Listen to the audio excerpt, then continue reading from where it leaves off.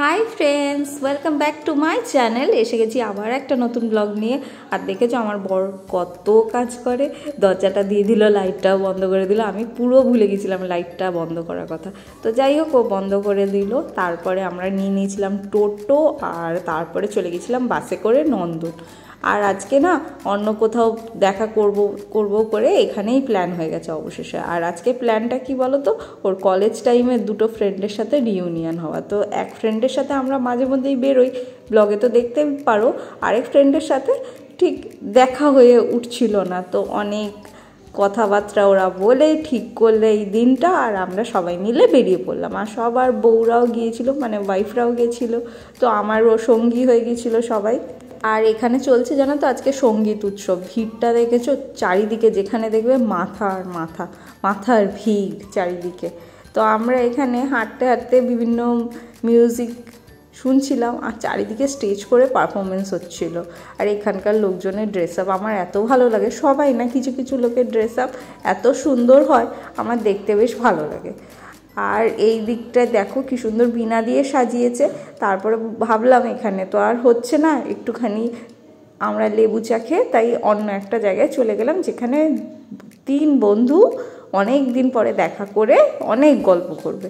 তো আমরা চলে গিয়েছিলাম একটা ছোট রেস্টুরেন্টে, নন্দনের কাছাকাছি রেস্টুরেন্টে। তো পৌঁছে গেলাম, আর তিন বন্ধু গল্প গুজব শুরু। আর আমি এখানে বসে বসে কী করছি দেখো, এই যে আমাদের ব্যাগগুলো রাখা, আর আমি হোটেলের অ্যাম্বিয়েন্সটা তোমাদের সাথে শেয়ার করছিলাম।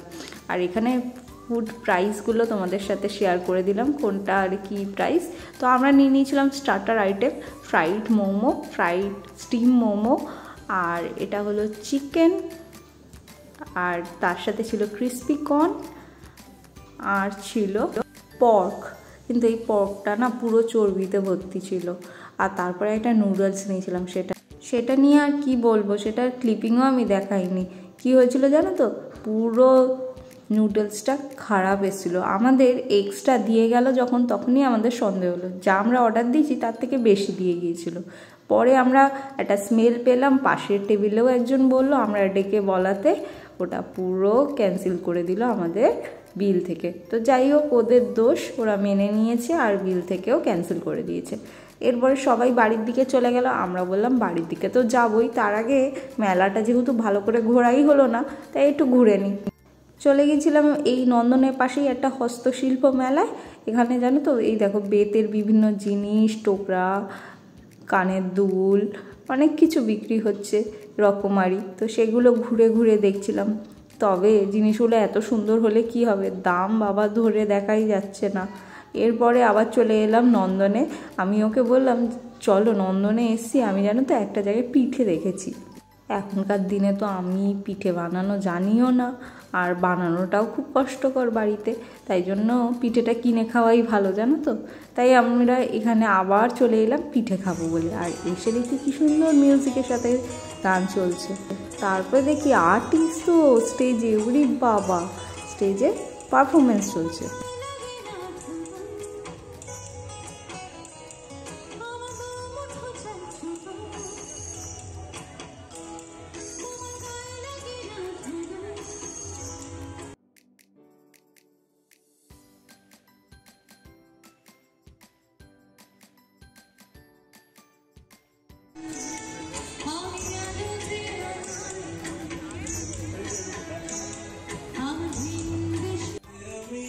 ওখানেও দেখলাম এই হস্তশিল্প মেলাগুলো খুব চলছে।